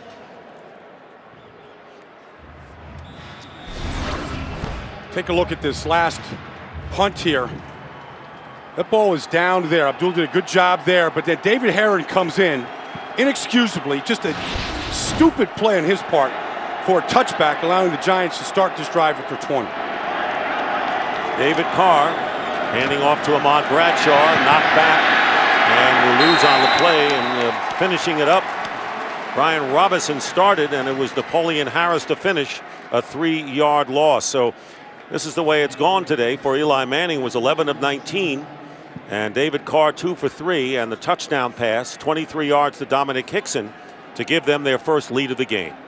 And they're playing smart football, the Giants are. They haven't turned the ball over. And that's really, I mean, if you're the Vikings defense right now, that's what you got to think about. You got a backup quarterback in there, has not taken a lot of snaps. Hasn't worked with the center very much. This is where you got to get your opportunities here on the defensive side. Second down and 13, and Carr will take off and slide at the 26. And you just said playing with a new center. Well, Gray Rugemer has replaced Sean O'Hara. So the veteran who's headed for his first Pro Bowl now on the sidelines to get some rest. Well, you know, Eli Manning, not many opportunities to watch his own offense on the sideline, but you know, the Mannings are royalty in the NFL. Him and his brother, the only quarterbacks in this league to take their teams to the playoffs 4 years in a row. And Eli, by the way, in favor of his brother Peyton winning the MVP this season. Third down and 5. Sonoris Moss to the top of your screen as the Giants line up with 3 wide receivers for Carr. Here come the Vikings. Carr gets hit and hit hard by a host of Vikings. Amani Toomer is the receiver, and Carr never had a chance. Well, another hit like this to David Carr, we may see Eli Manning back in the game. Kevin Williams just unloading on him. The Pro Bowl defensive tackle, unblocked on the play. Legal hit, knocked him down as he was throwing it, all within 1-step motion. Not many guys can survive too many hits like that in the game. Jeff Feagles will be kicking. Bernard Berrien back deep. Low snap from center, but Feagles gets off the kick and it'll go out of bounds. By the way, if you're wondering if anything happens to David Carr, the Giants have Jeff Feagles and R.W. McQuarters. McQuarters handled the scout team for the Giants. They would have to be emergency quarterbacks if something happens to Carr and Manning doesn't come back in. They've got to go to a division rival, the Philadelphia Eagles, who are going to give it everything they've got. They need some help as well. If they beat the Cowboys, they would need Tampa to lose and some other things to happen to qualify. Adrian Peterson now going back in motion and getting the handoff. Peterson slicing off the right side, and hanging on is Danny Clark, but a 7-yard gain for Peterson as we approach 4.5 to play in the third. Well, certainly Adrian Peterson is the focus of this offense, but I believe if the Vikings are going to win this game, they're going to need some plays from Tavares Jackson. And he hasn't had many opportunities to get the ball down the field, but he is a good deep ball thrower. He's got a big arm. He's got a fleet of receivers, including Bernard Berrien, that can get behind any defense in this league. And I think they have to start taking their chances. 2nd down and 3, and the running play to Adrian Peterson. And looks like he'll be stopped short of the first down by a yard. Brian Keel along with Antonio Pearson on the play. By the way, Darren Sharper, who has almost had a late career against Eli Manning, has left the field and will try to get a report. Well, you talk about a career. I mean, in the 2 games where the Vikings have come to New York in 2005 and 2007, I mean, they intercepted Eli Manning 8 times. 4 of those by Darren Sharper. 1 of them returned for a touchdown. 3rd down and 1, and here is Tahi close to the first down. And maybe Darren Sharper feels if Manning isn't going to play, why should I be out there? Well, he's had his number. There's no question about it. Vikings signaling first down. We'll see where Naufahu Tahi carried the ball.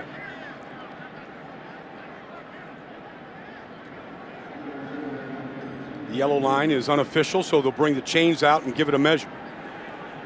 Minnesota Vikings seek their first division title since 2000 and their first playoff appearance in 4 years. They could do it with a win here, or if the Texans go on and beat the Bears, they're leading them right now, and a first down for the Vikings. Brad Childress was 6-10 in his first year, 8-8 last year. And if he can win this game and go 10-6, he's even Steven after 3 seasons. Well, that's true, Dick. But last year they were 8-6 with a home game against Washington that could have qualified for the playoffs. Lost that game, lost to Denver at the end to finish 8-8. On first down, Tavares Jackson stepping up and unleashes it, and it's caught by Bobby Wade. And Dockery knocks him out of bounds. And Dockery is limping a bit back there at the 10-yard line. A huge gain of 41 yards, the biggest pass play of the contest for Minnesota. Well, I said that Tavares Jackson has a big arm and has the ability to go down the field. That's zone coverage by Dockery, starting today for Kevin Ross, or Aaron Ross, and they got behind him, lost track of Bobby Wade. So I'm not sure you should do anytime you're facing the team's leading receiver. First down on the 15 for the Vikings, threatening here in the latter stages of this third quarter. Adrian Peterson with a burst getting inside the Giant 10. Clark and Kiwanuka combined to bring him down about 6 yards.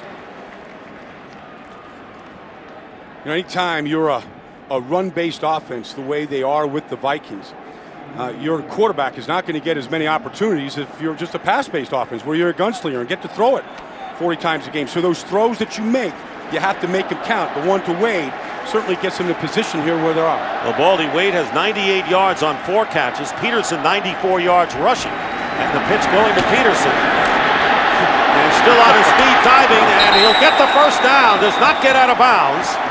And it appears that Adrian Peterson with a hard-earned first down for the Vikings. All right, this is the spin. This is the spin here. He's going to spin once here. Boom, runs into his own man Ryan Cook. Now he's going to spin again here. Stay alive. That's a 720. That's 2 full spins to get down and get to out of bounds. And the Giant player is down. Peterson now with 99 yards on 16 carries. And we'll check to see who the injured Giant is.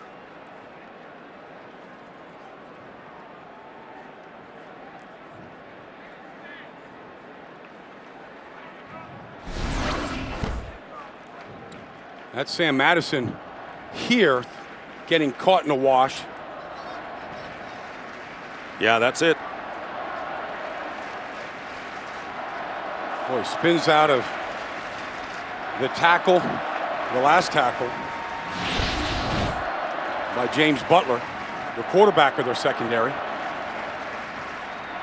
Sam Madison, you know, the old man of the secondary back there, the elder statesman. 12-year veteran. And it is Madison shaken up. So a stoppage of play on the field. That's the price you pay in this league. You've got to have backups that are ready to play, and that's what they have right now. Terrell Thomas, the rookie from USC, has replaced Madison first and goal from the 4. And here is Peterson hit behind the line of scrimmage.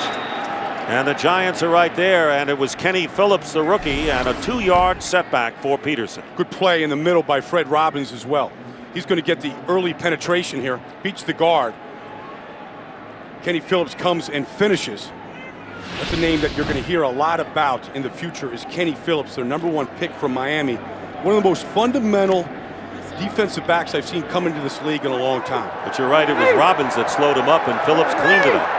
So second and goal, back now to the 6.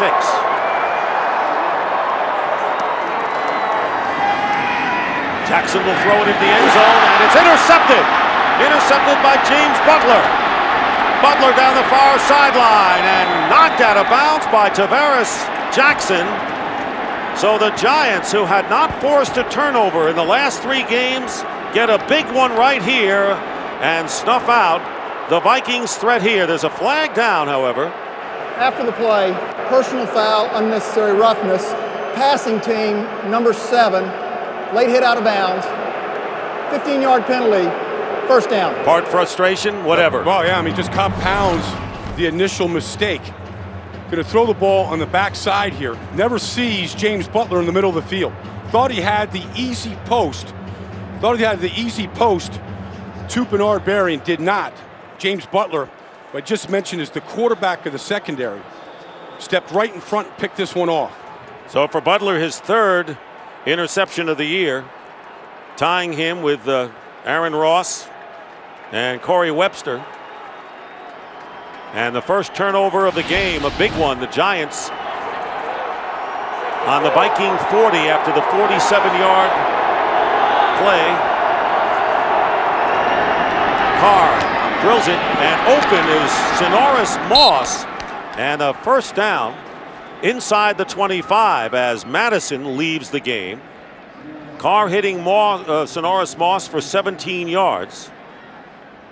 And the Giants have really put a lid on this crowd's enthusiasm. Well, you know, it's no question about it. I mean, the huge play in the end zone, turn around, backup quarterback in, backup receiver in Sonoris Moss, and they stick him on the first play on a nice little slant route. From the 24, here is Ahmad Bradshaw. Escapes a possible loss and picks up a yard or so. And a penalty flag down now. The game was won. Terry McCauley, today's referee.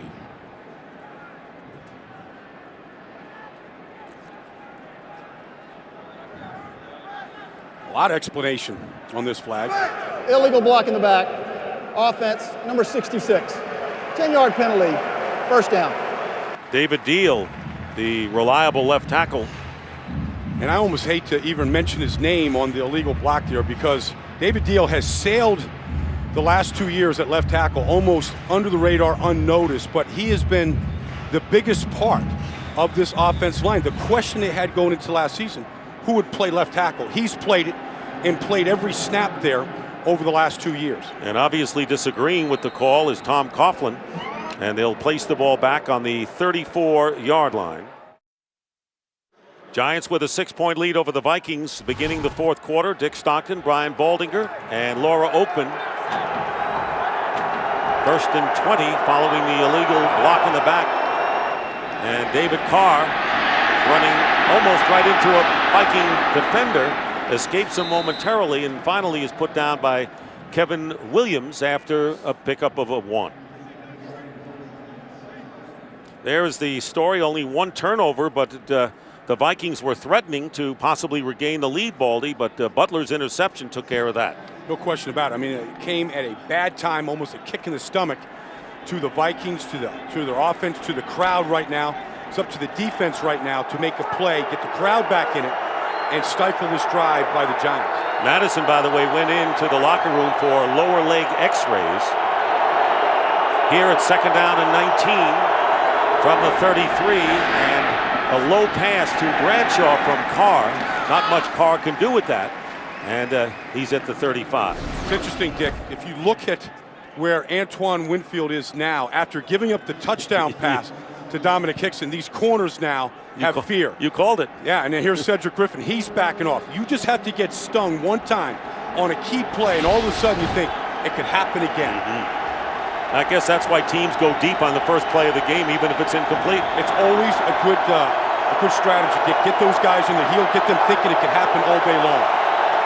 3rd down and 21. So that's Winfield. Steve Smith in at wide receiver, and Carr going up the middle, and it's caught by Sonoris Moss inside the 10. So Sonoris Moss, who's celebrating his 25th birthday today, grabs this for 27 yards, and it's 1st and goal. What a throw by David Carr. This is what you call just pulling the cord. He let that ball rip. That looked like a throw that might have earned a guy 7 years ago the first pick in the NFL draft when he was with the Houston Texans. Now, that was a good throw. And this kid has learned a lot from the system, from Eli Manning, and he said he's enjoyed himself even though he hasn't played. Showing some good skill today.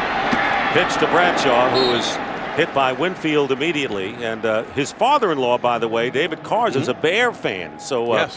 David Carr doing what he can do for his father-in-law and his Chicago loyalty.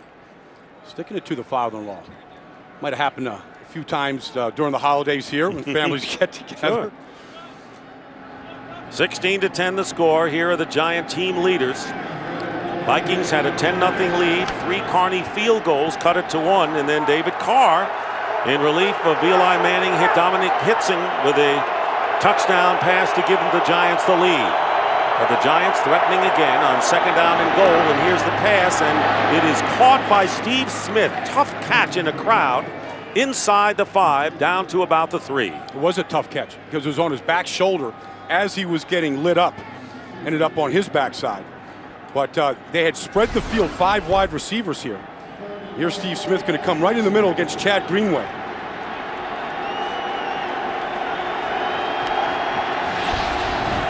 Third down and goal. Ball is at the 2.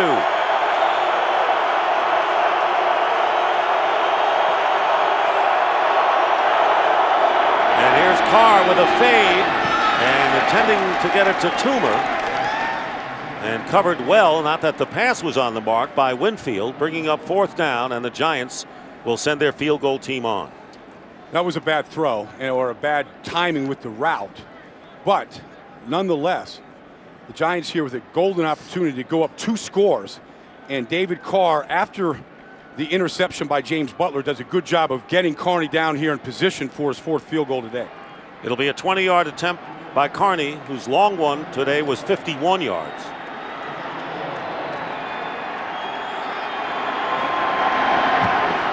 And the kick by Carney is true, and the Giants now lead by 9. Welcome back to Minneapolis and happy holidays to all of you. Hope you had a Merry Christmas. Good season's greetings as Butler's interception and the Giants capitalized by getting 3 points on Carney's 4th field goal of the game. Now he'll be kicking off to Maurice Hicks. Short kick and Jim Kleinsaucer on the receiving end, and he'll bring it out to the 34-yard line. Well, Justin Tuck, of course, who leads the Giants in sacks on the sideline right now. Cause for alarm, Baldy? No, that's just precautionary. He came in with a sore knee, just resting him here. And one thing Tom Coughlin said was, we got to be smart today. And Justin Tuck has given them 3 solid quarters of football today. They got the Vikings here, held them to, a low point total, 10 points at this point. Good day by Justin Tuck, but get him out, get the treatment started here, and get him ready for the playoffs. Ronaldo Wynn taking his place on a first down at the 34 of the Vikings. Tavares Jackson. Pass is caught by Bernard Berrien. It'll be a first down to the 46. Interesting to see how he reacts from throwing the pick the last time the Vikings had the ball. Right, if he wants to be a good playoff quarterback and get this team in a position here, win the division, the whole thing, he's got to bounce back from it. And you only learn by playing, and so he's got to flush that. It was a bad play. It was a kick in the stomach. There's plenty of time to come back and get 2 scores here to have a chance to win this game. Pickup of 12. Chester Taylor is in the backfield for Minnesota. Plenty of time left here in the 4th quarter. And the play blown dead. We'll have a false start call. False start, offense, number 19. 5-yard penalty, first down. Again, a wide receiver. Yeah, I mean, it's just those are the kind of things that why Brad Childress doesn't have much hair on the top of his head. He scratched it all away in his 3rd year here. Is that what happened? Well, could have contributed. No, but the one guy who's been quiet in this offense today, Dick, has been Visanthe Shiancoe. That's been Tavares Jackson's go-to guy in the last 2 weeks. Well, you know what happens, a career game, and the Giants said we can't let this guy beat us. Well, they've done a good job of shutting him down today. First down and 15. Here is Jackson with the quick toss to Kleinsaucer. And Kleinsaucer gets it back to the 46. Terrell Thomas making the tackle. So Tavares Jackson, that one interception cost the Vikings 3 points ultimately. Adrian Peterson 3 yards away from another 100-yard game, and Bobby Wade already a career high with 98 yards catching. Well, there's a lot of stats there, but they have 10 points on the board. So you have to give credit to the Giants defense, how well they're playing. A lot of backups in there right now, but they're not playing like backups. Second down and 10 from the 46. And going deep and wide open is Berrien. Bernard Berrien will score for the Vikings.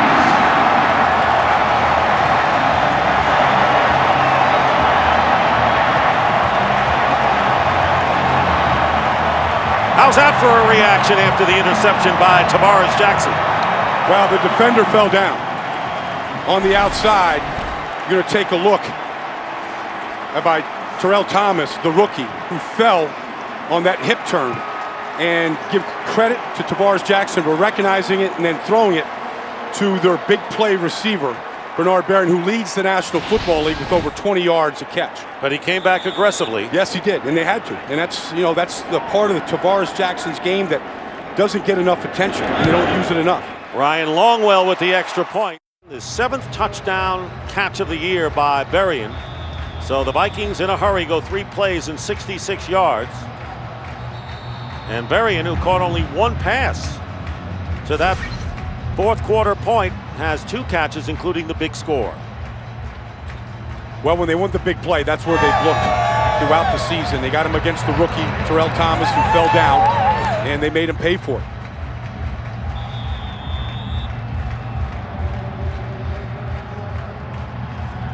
Longwell will kick off to Ahmad Bradshaw. Bears trailing the Texans 21-17. Ahmad Bradshaw returning for the Giants. And out to the 20. Bears have been trailing in Houston. But the Vikings want to take care of business here. See what they do defensively against David Carr. Darren Sharper is back in. at safety is Bradshaw going outside, and Greenway slows him up. And a couple extra yards after that. And they're going to give him 9 yards on that play. Eli Manning playing the first half. Ward going over 1,000 to join Jacobs. Hickson 4 catches and a touchdown. Jackson with a touchdown moments ago. Peterson on the brink of 100 yards, and Wade a career game for him. 2nd down and 1 on the Giant 34. Giants leading by 2. And on the slant, pass is caught by Mario Manningham, the rookie from Michigan, who has gone in now for Amani Toomer, as the Giants giving their veterans a breather. And there you see the latest in the 4th quarter. With about 5.5 to go in Houston, the Texans lead the Bears by a touchdown. Amazing just around the league, you know, just in this NFC North, how close it all is and what it's coming down to. Final minutes, the 4th quarter, trying to establish playoff seeding, playoff teams, how close this whole thing is. First down at the 45-yard line, and the handoff is to Bradshaw, and Bradshaw getting to midfield. And I don't think there's any question that, of course, if the Bears lose, the Vikings are in. But you know that Brad Childress, especially after last week, wants to get into next week's game with a win here.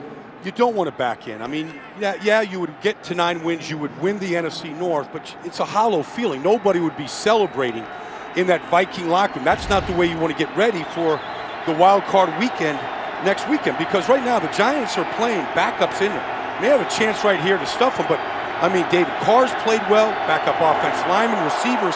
This is an extremely well-coached Giants team, just an exhibition here in the second half. They're going to be proud of the way that they have played as Manningham. And a first down to the 40-yard line. They've got to be proud, Baldy, of what they have done. You know, playing their players, really. They're giving some of the veterans who need it a rest right now. But, you know, to go with Eli Manning for 1 half, and Carr really has been tremendous in the second half. Well, I mean, I was just looking at highlights. I saw Ben Roethlisberger playing today after they sewed up the second seed. He was injured today. It's a chance you play, but Tom Coughlin believes you get better by playing, and their backups all getting good time in here in case they need them in the postseason. Danny Ware is in at running back, and he gets the call here, and a good run by Ware as he gets close to the first down. How many running backs, productive running backs, do the Giants have? Well, we're finding out about another one in Danny Ware. Certainly, I mean, if it's earth, wind, and fire, how do you finish that particular group with this? This is a good lead by Madison Hedgecock. Gets the kick out block. And just attacking that right side right now. And keep in mind that Gray Rugemer has replaced Sean O'Hara. Adam Coates is in for Chris Snee. Kevin Booth for Kareem McKenzie. So the right side of the line, including the center, have been replaced. Giants haven't missed a step. 2nd down and 1. And Danny Ware with a first down inside the 25-yard line. And this, you talk about well coached, and they have been since the start today, even when they were trailing by a point at halftime. But they're showing their depth. Well, I mean, you got to go back to Jerry Reese and what he's done building this team, taking over for Ernie Accorsi with the drafts they've had in the last 2 seasons. They have continued to stockpile talent on this team, and it's an exhibition right now. How about this? Leading the NFL, giving up 73 yards a rush, 144 on the ground for the Giants today. First down, and Carr handing off to Ahmad Bradshaw, who's dragged down for a loss by Fred Evans. And the real damper right here is that the report, we mentioned that Sam Madison was going in for an x-ray on his ankle, has a broken ankle. So critical injury for the Giants backup. And now we saw Matthews, the tight end, limp off the field.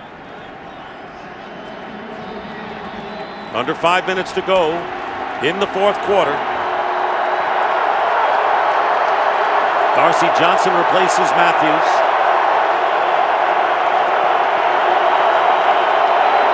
Giants trying to finish 13-3 on the year. Here's Bradshaw on the handoff, but the Vikings come up, and Bradshaw is tackled by Chad Greenway. No gain on the play, bringing up 3rd down and long. Well, good play here. Here's Chad Greenway. Going to come up here and get the penetration. Plays off the block very well. Very active player, but this is a key third down for the Giants. They don't want to lose any yards here and put John Carney in a position to kick any further in this. Yet the Vikings defense knows it's a chance to get to David Carr and create a big play. Ninth play.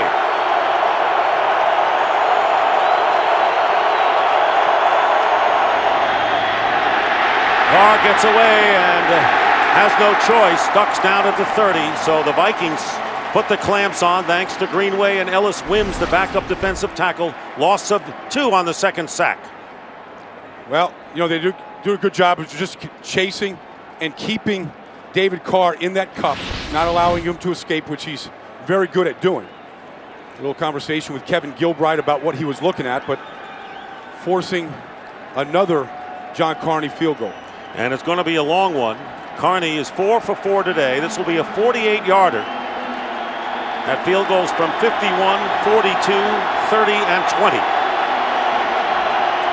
From 48 yards, John Carney, and this kick is no good. We're back here in Minnesota, and the Giants leading the Vikings 19-17. Tavares Jackson trying to lead the Vikings to a come-from-behind win here. Ziggy Wilf, a longtime Giant fan, going back to their days at Yankee Stadium. He was so nervous today, growing up a Giant fan and trying to get to the playoffs, knowing he'd have to beat the team that he cheered for his entire youth to get there. First down at the 38 for Tavares Jackson.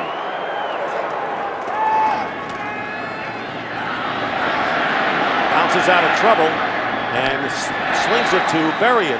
Flag is down, and Berrien makes the catch at the 45.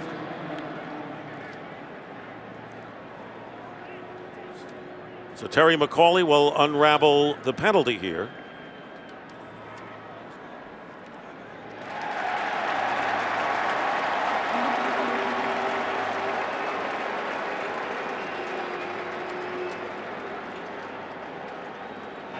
Holding defense number 57. 5-yard penalty, automatic first down.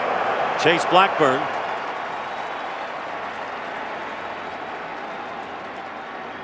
'17th week, the final regular season weekend. Drew Brees, over 300 yards, 3 touchdowns. Michael Turner, what a year he's had. And Andre Johnson, 2 touchdowns against the Bears. And there is the handoff to Adrian Peterson. And Peterson held for no gain. That interception by Butler set up ultimately a Giant field goal, and that's been their margin right now. Second down and 11, and the pass is caught by Tahi, and the Viking fullback does not get out of bounds, and he's at the 45. They only have a couple. It'll be third down and long coming up for Minnesota. Well, they're in 2-down territory here, so you have to think that way when you're calling the plays. If you have to go short and check it down, you are going to be going for it on 4th down in this situation. So that's something to keep in mind when Tavares takes this snap. And gets it off before the 2-minute warning, and the pass caught in Giant territory by Berrien. And we'll have the 2-minute warning right here. It'll be first down for the Vikings.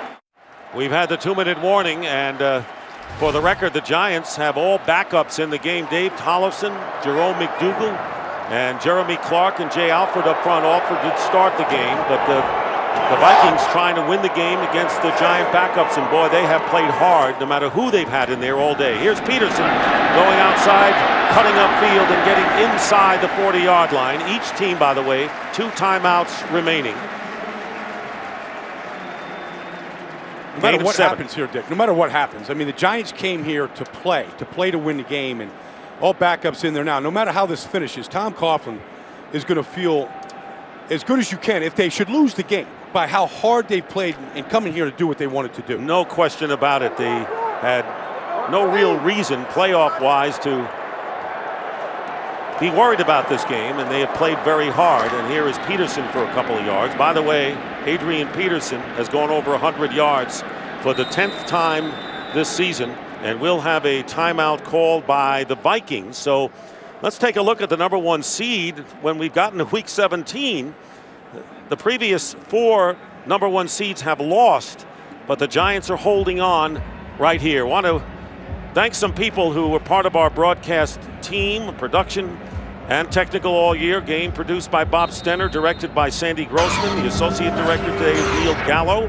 The broadcast associate Mark Schaefer. Technical producer Bob Mueller.